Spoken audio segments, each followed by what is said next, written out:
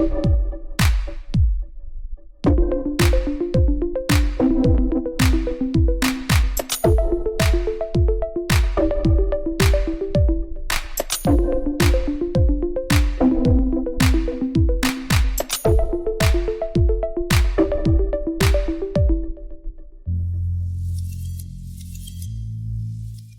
MIP, selamat siang. Hari ini selama kurang lebih 1 jam ke depan, MIP Talks akan dipandu oleh saya, Dian Sasmita. Dan terima kasih juga kepada para media partner yang telah mendukung acara ini sehingga bisa menjadi sangat meriah. Buat Sobat MIP yang baru pertama kali bergabung di MIP Talks, kita kenalan dulu ya. Nah, apa sih sebenarnya MIP Awards dan MIP Talks? Jadi MIP Awards itu adalah acara tahunan Universitas Multimedia Nusantara yang melakukan pemutaran, penilaian, dan juga penghargaan hasil karya film pendek mahasiswa dalam mata kuliah Moving Image Production atau biasa kita sebut dengan MIP. Dan MIP Talk sendiri merupakan sebuah acara talk show yang bertujuan untuk membagikan pengalaman, juga pengetahuan seputar filmmaking oleh pelaku film nasional. Dan Sobat MIP pastinya udah tahu ya, film Yowis Band, Cinta Brontosaurus, dan juga Bajai Bajuri The Movie. Dan buat proyek yang saat ini sedang ongoing, beliau, tamu kita hari ini, sedang menggarap Yowis Band The Series. Jadi udah ketebak dong ya, siapa narasumbernya. Langsung aja, ini dia Mas Fajar Nugros. Airport tuh, pertama kali aku numpak pesawat. Pintu darurat kayak opo? Nih ono sing darurat ke PC. Bene sobo luwung, masa manajernya seluwung? Sayang lah. Sama, aku juga sayang lah. Sing ngekei jeneng Endang kayak wong lanang. Iku lah mek wong Sunda tok to. Endang Koswara, Sundo. Berarti Endang Sukamti, Sunda. Loh, Endang Sukamti, Sunda tibanya. Saban bengi.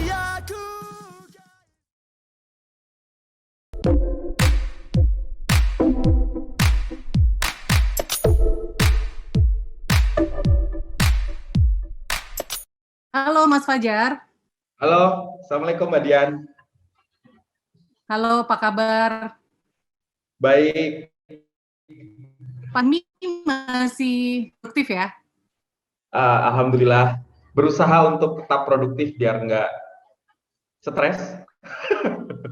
Oke. Tapi maaf nih, kayaknya saya kurang bisa mendengar suara Fajar dengan jelas. Oh, cek. Oke. Mas Fajar, Sobat MIP Talk, senang sekali hari ini kedatangan Mas Fajar ya. Dan kita mau ngobrol-ngobrol, mau sharing, ya mendengar sharingnya dari Mas Fajar. Ini Mas Fajar kan terkenal sebagai director yang katakanlah lintas genre gitu ya. Ada romance, kemudian ada action, dan MIP juga adik-adik ini mungkin saat ini juga punya banyak interest ya, atau mungkin masih cari-cari kira-kira genre apa sih yang mereka tuh paling minatin gitu kan. Nah, kita ngobrolin tentang romance dulu nih ya. Karya Mas Fajar kan ada beberapa yang romance. Saya sih paling suka yang 724 ya. Nah, tapi mungkin yang mau kita tahu nih, Sobat MIP punya pertanyaan sama Mas Fajar, sebenarnya apa sih yang bisa membuat misalnya Mas Fajar yakin kalau, judul ini nih bisa dicap sebagai satu film yang good romance, gitu. Jadi, apa sih yang bisa ngebedain, kan film romance tuh kita mungkin di dunia ini ada ribuan ya, gitu. Kayak saya nonton 724 tuh buat saya tuh beda banget sama romance yang lain. Nah, kira-kira kalau buat Mas Fajar bisa share sama Sobat MIP hari ini, kira-kira apa sih yang bisa ngebedain satu film romance dengan film romance yang lain? Silakan Mas Fajar. Sebenarnya saat membuat film atau mendapat tawaran untuk membuat film pada sebelum-sebelumnya, yang saya lihat itu sebenarnya bukan genrenya, bukan oke ini ceritanya tentang apa gitu, tapi lebih ke bukan modelnya nih film drama atau horor atau komedi gitu, tapi sebenarnya yang pertama adalah ceritanya. Jadi saya pengen denger dulu idenya tentang apa, terus dunianya karakternya seperti apa, dunianya seperti apa, terus apa poinnya yang mau disampaikan gitu. Jadi dari situ saya bisa melihat kedekatannya ke saya itu seperti apa. 724 mungkin Mbak Dian suka atau banyak yang suka, tapi kalau saya datang mendapatkan cerita itu ketika saya belum menikah, berarti saya nggak ngerti dengan dunianya gitu. Jadi dia bilang waktu itu manajernya, produsernya MNC bilang bahwa ini cerita tentang suami istri yang terjebak di satu ruang, kemudian mereka harus bertanggal mengenai hubungan mereka. Itu doang gitu. Terus, oh oke. Karena saya udah menikah waktu membuat film itu, saya jadi tahu gimana rasanya berada satu mobil sama istri saya, sama pasangan saya, gitu-gitu. Apa yang dibicarakan misalnya. Dari situ saya bisa ngerti bahwa oh ini akan menjadi sesuatu yang bisa dirasakan oleh banyak orang. Sama kayak waktu Raditya Dika, saya harus ngerjain film Cinta Brontosaurus gitu. Dia bilang ini film tentang patah hati semasa saya kuliah. Selama saya mencari pasangan, mencari pacar dan sebagainya. Oh ya, saya pernah ngerasain hal yang sama. Gitu kan. Terus sama kayak Yowes Band, Bayu Skak bilang bahwa ini film tentang anak SMA loser yang ingin mencari jati diri gitu. Makanya kita bikin band. Oh, berarti ini bukan film tentang band, karena kalau film anak band saya nggak ngerti, saya nggak bisa ngeband, saya nggak bisa alat musik dan sebagainya gitu. Jadi kalau Bayu mau atau Paparas waktu itu mau, kita jangan fokus ke bandnya. Jadi ini bukan film tentang band gitu, tapi ini film tentang anak SMA yang pengen mendapat pengakuan dari sekitarnya, dari lingkungannya, dari pacarnya gitu. Nah kalau itu saya merasa relate gitu. Oke, saya pernah SMA. Saya SMA nggak bisa basket. Musuh anak SMA zaman segitu tuh apa? Oh anak basket yang ganteng, yang kaya. Nah itu relate. Nah ketika sudah relate itu maka akan banyak anak-anak yang merasa relate karena musuh mereka anak basket yang ganteng. Banyak penonton yang akan relate dengan 724 karena komunikasi yang pernah sama dengan suami, dengan istrinya, dengan pasangannya masing-masing gitu. Nah dari situ baru di develop ceritanya, baru saya ngerasa bahwa ini bisa tahu dan sebagainya gitu. Jadi ketika kemudian ceritanya sudah benar dulu, baru oke, ini treatmentnya mau gimana? Oke, ini lebih ke drama ya. Oke, ya West Band itu lebih ke komedi. Nah, setelah mendapatkan idenya itu dan kita tahu bahwa point of view-nya akan kemasannya akan komedi atau drama, baru kita cari unsurnya. Apa ya yang lucu dari anak SMA? Apa ya scene ini lucunya di mana ya? Akan kita cari secara otomatis gitu. Kalau ini drama, oh ya ini harus drama, ini ngomongnya harus begini. Jadi walaupun ada pikiran-pikiran lucu di 724 di part-part tertentu, nggak boleh kita masukin karena akan merusak mood filmnya secara keseluruhan. Jadi itu sih sebenarnya. Mau bagus atau enggak, sebenarnya ide awalnya itu yang penting. Produser pasti akan ngomong bahwa ini segmennya adalah ya milenial anak sekolah gitu, Gen Z. Dari produser hanya akan ngasih tahu idenya apa, kemudian target saya harusnya banget target marketnya Bapak apa nih? Oh ini target marketnya orang Jawa, fansnya Bayu. Oh berarti hanya Jawa Timur ya? Wah sayang kalau hanya Jawa Timur karena orang Jawa ada di seluruh Indonesia misalnya. Harus kita besarkan. Apa yang bisa membuat dia besar? Oh bahasanya jangan terlalu Jawa Timur banget Pak, tapi Jawa Tengahnya juga harus ada. Jadi pasarnya karena produser ngasih tahu targetnya siapa. Sebagai sutradara saya bisa memilih bahasa yang tepat untuk filmnya. Komedi yang cocok untuk filmnya, drama yang cocok untuk filmnya. Bisa jadi seolah-olah 724 itu hanya keluarga suami istri yang ribut tapi menjadi sangat khusus. Ini harus jadi seolah-olah sebagai suami penontonnya merasa sebagai istri gitu. Kalau band yang main band sama tetap gitu. Jadi band, musik dan lagunya hanya bonus, hanya hiburan dalam filmnya gitu. Itu sih sebenarnya, Mbak Dian. Jadi is good or not good ya. Ide awalnya apa dulu dan kita relate atau enggak sama ceritanya. Jadi relate ini penting banget ya Mas Fajar ya. Mungkin itu yang harus di-highlight ya untuk sobat TikTok ya. Oke. Nah, ini kita ngobrolin romance dan tadi sekilas Mas Fajar juga bahas tentang komedi ya. Ini kan kalau kita bicara You Wish Band nih sukses banget ya secara nasional filmnya gitu. saya nonton juga saya bisa ketawa ternyata gitu. Nah, waktu awalnya sebetulnya saya bimbang gitu kan, pernah ketemu Mbak Yuska, wah kayaknya Jawa banget film kayak apa, tapi ternyata pas ditonton, bisa ngerti gitu.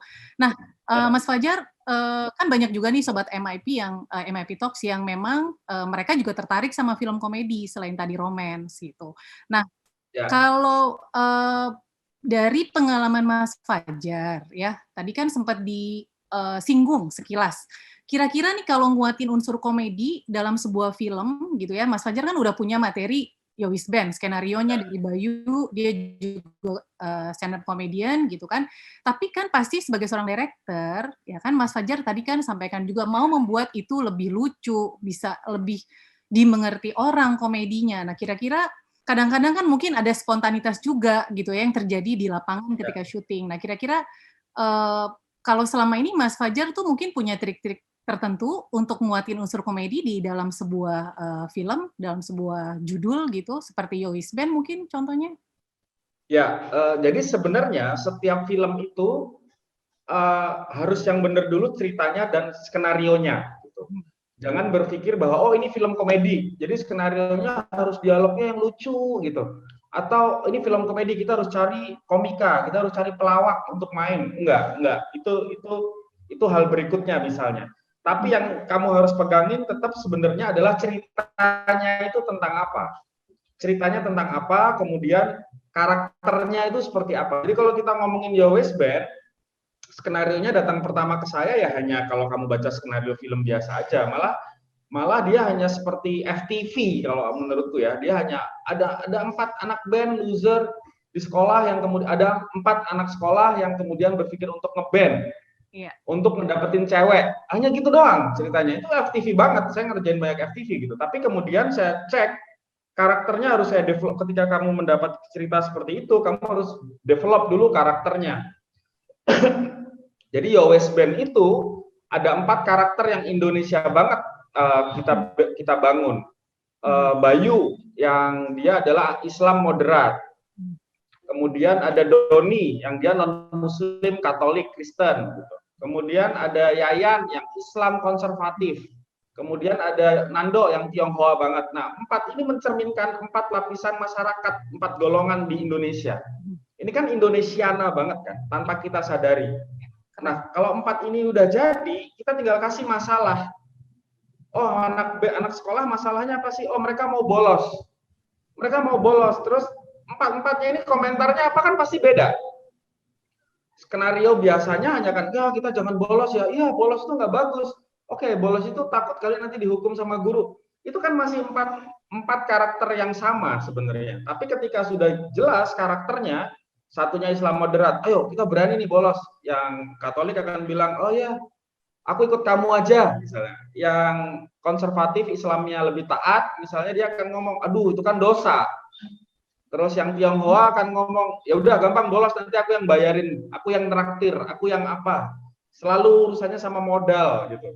Sama kayak Indonesia secara keseluruhan gitu. Yang Islamnya moderat akan lebih easy going, akan lebih gampang, yang penting nggak dosa-dosa banget. Nah itu kan ada semua di lapisan penonton kita, di lapisan rakyat Indonesia. Nah setelah karakternya jadi, kita kasih masalah apa, ya improve-nya akan sesuai dengan karakter itu masing-masing. Kita akan tahu secara sadar bahwa nggak mungkin Bayu akan ngomong astagfirullah gitu, karena dia tidak religius banget. Yang akan astagfirullah pasti Yayan. Nggak mungkin Joshua akan ngomong sesuatu yang religius banget, karena sebenarnya dia Kristen tapi non Muslim, tapi yang lebih easy going gitu. Nggak mungkin Nando akan ngomong soal ilahi ketuhanan gitu, karena Nando pasti ngomongnya modal, traktir, dia yang modalin, dia yang bayarin gitu. Seperti halnya kalau kita secara simplis, secara sederhana membayangkan orang Tionghoa seperti apa. Jadi itu. Nah, kemudian cerita dan karakter itu kita pegang. Kita ini sutradara, filmmaker adalah cerita itu sendiri.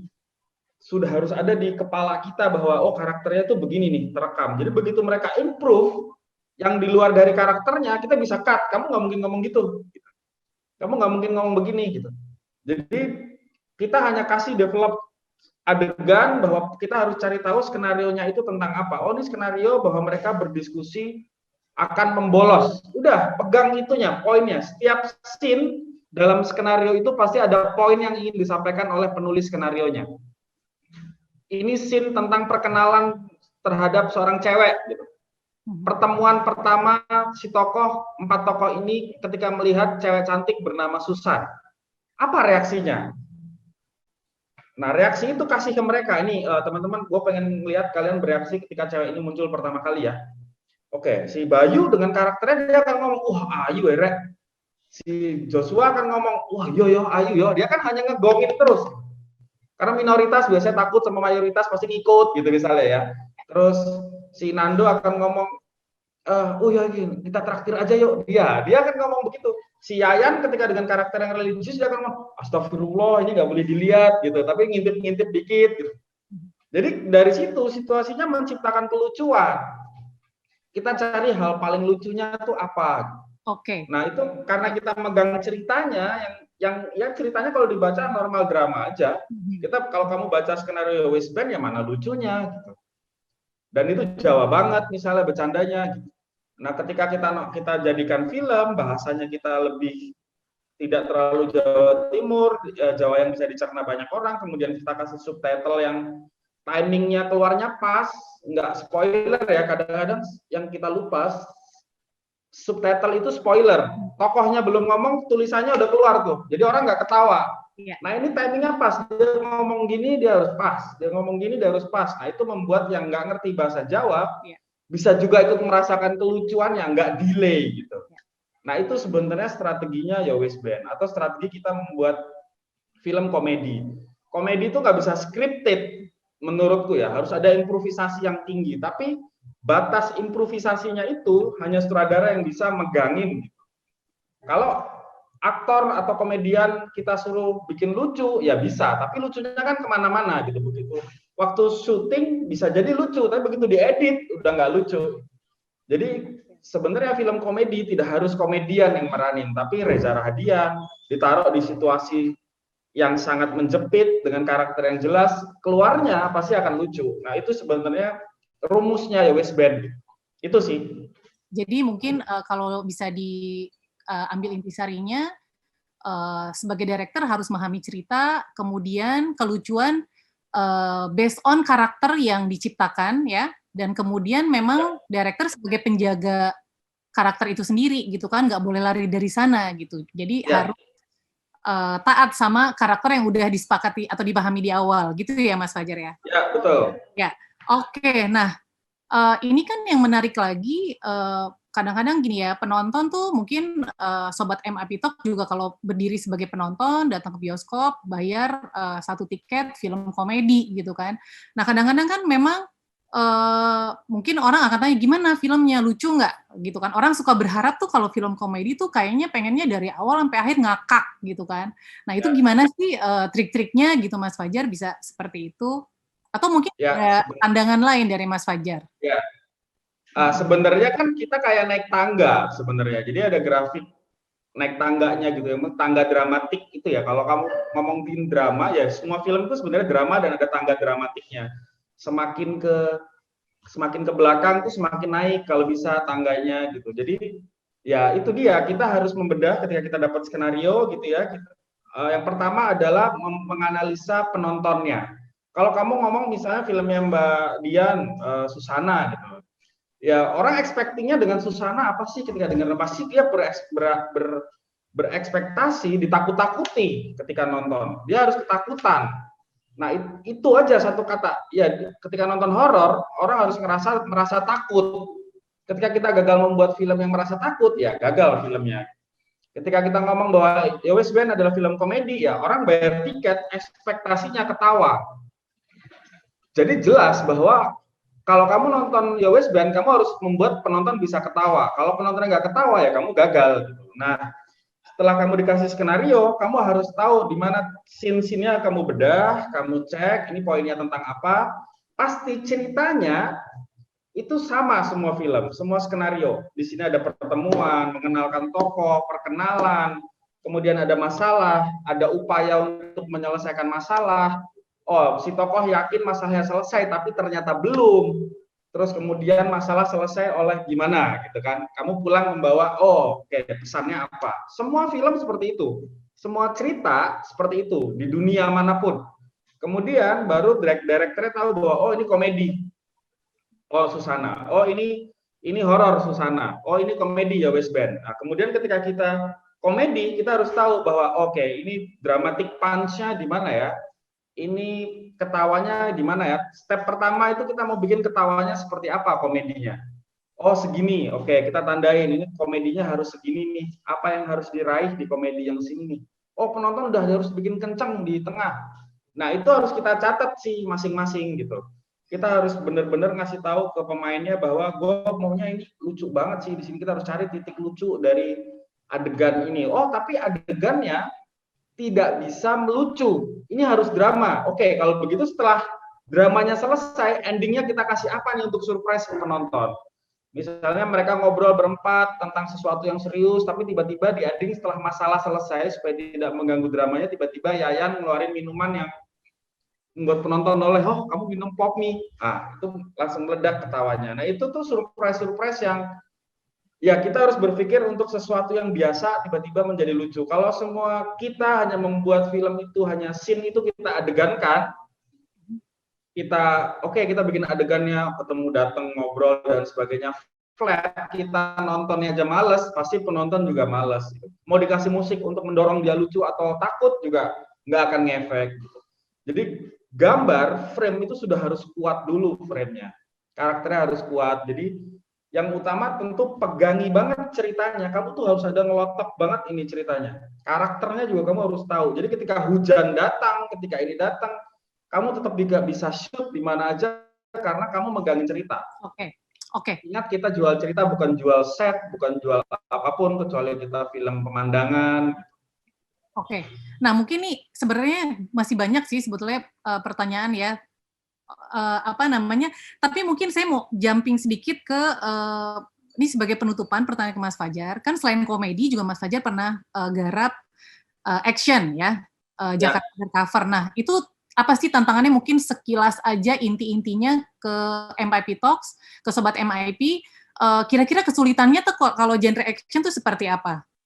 Oke, kalau action lebih susah lagi karena kita harus membuat penonton yakin. Jadi film itu intinya membuat penonton yakin bahwa adegan itu tuh benar terjadi, real, seperti kamu alami di dunia nyata.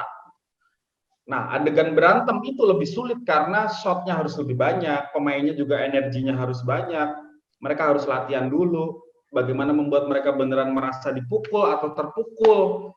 Nah, itu tuh lebih banyak. Jadi sayangnya waktu saya bikin film action macam Geng itu waktu hari syutingnya tidak sebanyak kalau film-film action yang udah dibikin di Indonesia. Walaupun yang sudah banyak itu tetap masih kurang banyak seperti kayak film-film Hollywood ya. Itu problem filmmakers ya. Di sini bikin film action waktunya jadi sama kayak drama biasa. Iya. Mas Fajar. Poinnya itu sih, mau apapun genrenya, kamu harus membuat people believe. To make people believe adalah teori yang harus kamu pegangin terus. Ini meyakinkan nggak ya ngomongnya? Ini tuh beneran nggak? Ini tuh merasakan feel-nya nggak ya? Gitu. Jadi aktor jangan kamu suruh hafal skenario-nya. Kayak misalnya kamu film action gitu, si A ketemu si B. Si A ini adalah laki-laki yang selingkuh sama pacarmu gitu. Skenario-nya pasti panjang banget. Kamu brengsek, cowok kurang ajar ngerebut pacar gue, panjang banget. Sementara kamu tanya aja ke aktornya, kamu kalau pacarmu selingkuh, kamu ketemu cowoknya, kamu ngapain? Aku langsung tonjok mas. Ya udah, tonjok aja, lupain dialognya, tonjok. Begitu, itu akan membuat penonton real. Karena penonton kita pasti anjing kalau gue mah langsung gue tonjok daripada ngobrol. Di bioskop atau yang nonton akan ngerasa gitu. Jadi to make people believe itu penting banget dan itu jangan pernah lupa kalau kalian mau bikin film. Oke, jadi poinnya adalah how to make people believe sama scene-nya gitu ya Mas Fajar ya. Nah, Mas Fajar ini sayang banget waktunya udah habis. Jadi udah ya? Iya, waktunya udah habis. Terima kasih banget nih Mas Fajar sharing-nya dan kayaknya pasti insya Allah kita ketemu di lain kali ya karena kayaknya masih banyak sebetulnya pertanyaan-pertanyaan lain. Dari Mas Fajar Nugros, terima kasih buat kehadirannya hari ini. Dan sebelum lanjut ke narasumber berikutnya, Sobat MIP bisa tolong isi kritik dan saran, dan linknya ada di deskripsi video.